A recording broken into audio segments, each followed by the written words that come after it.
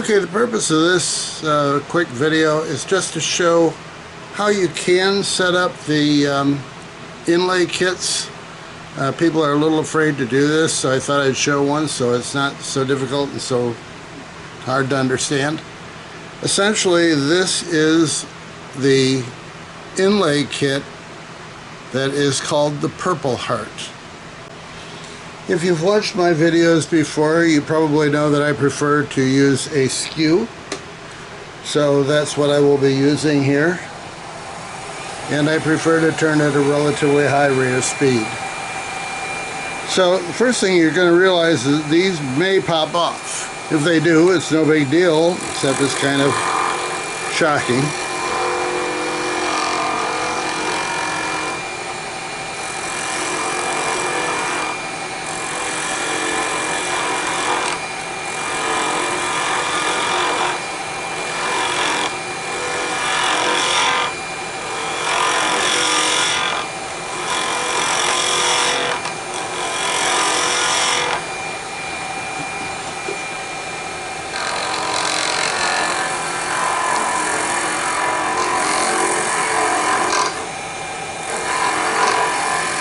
And the first one came off.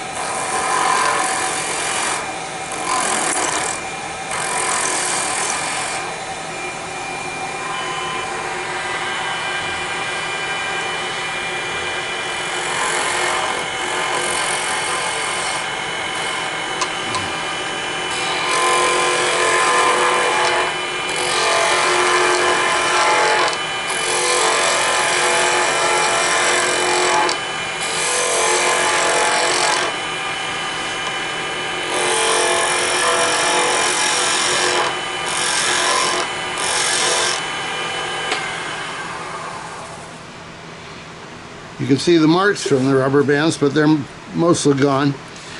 This has got a face on it, as you can see. And that face I want to keep. I don't want it to get marred up by my turning.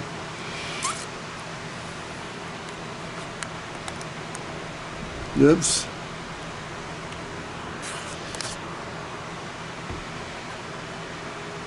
Okay, now we've got a good picture. Let's see if we can't.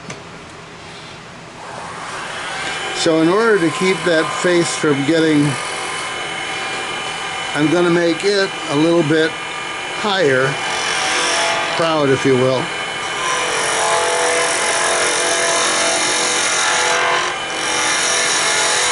I do want to get all the black off, so I want to check.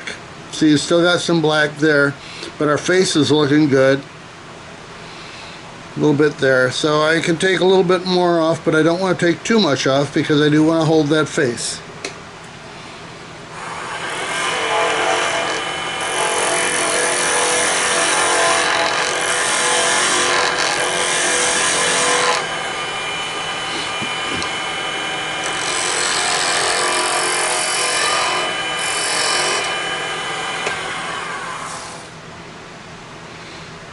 And again, a little bit more. You can see there's a little bit of the...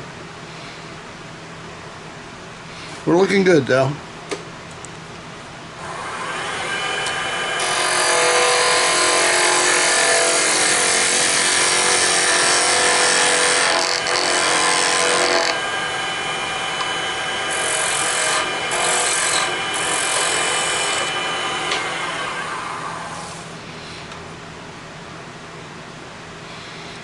That's very close to done. I believe what I'm going to do,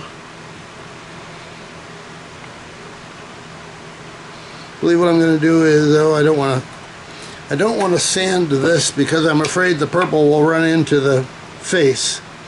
So I will just get a very sharp skew and finish it up. Be right back. Okay, we're going to do a quick GluBoost finish on this. We first of all turn it down, way down. Not that way. About 1,000 is where I want it. Well, maybe 900. Okay, and then I take a drop of this and put it on there. And when I cross there, then I remember that you shouldn't do this with the regular bushings in because it will stick to them. could stick to them. So we stop it, take everything apart real quick, take off the bushings, and put it back on. Now if you have the Delrin bushings, that's a better idea, but I have them. I have no idea where they are. I don't do this very often. So as you can see, it's starting to look pretty good already. Okay, back to what we were doing. You want it to be tight enough that it dries, but not so tight that it cracks the blank.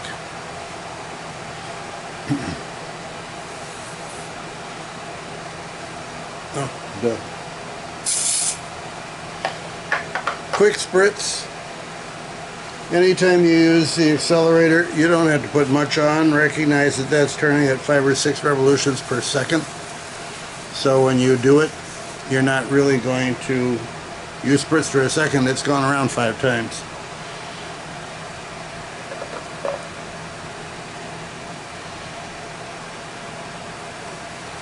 And because I've already spritzed it, I figure when I put the next coat on top of it, it's already been accelerated. So I really try to do it about once every second coat. Kind of depends on what the blank looks like. This blank is looking pretty good. Look at that, that's a nice looking piece. We kept all of our detail on the face. Okay, now I'm going to go to the thicker, the Blue Label Pro Finish is what I'm using. I don't really want it to go to the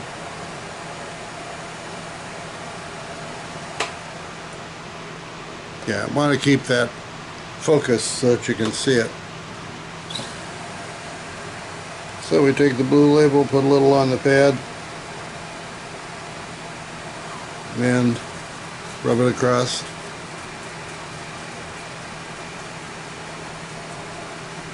And now with this, I will hit it once with the spritzer. I am almost out of accelerator, but that's okay, I've got more. Yeah.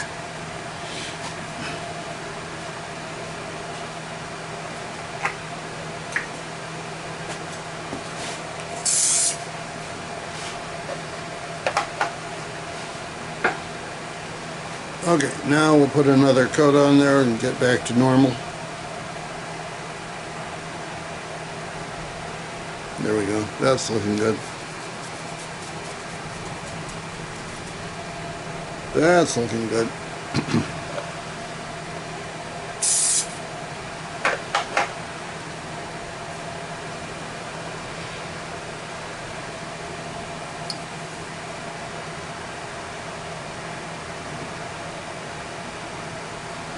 And I think this will be the last coat, but we'll see. That looks pretty good from here.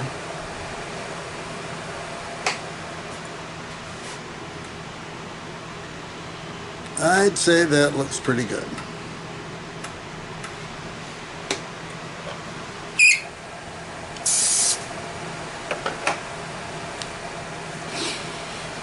Okay, it's all done. Now we'll just have to wait for it to cure for a while, and then I'll buff it and you'll be able to see the final product.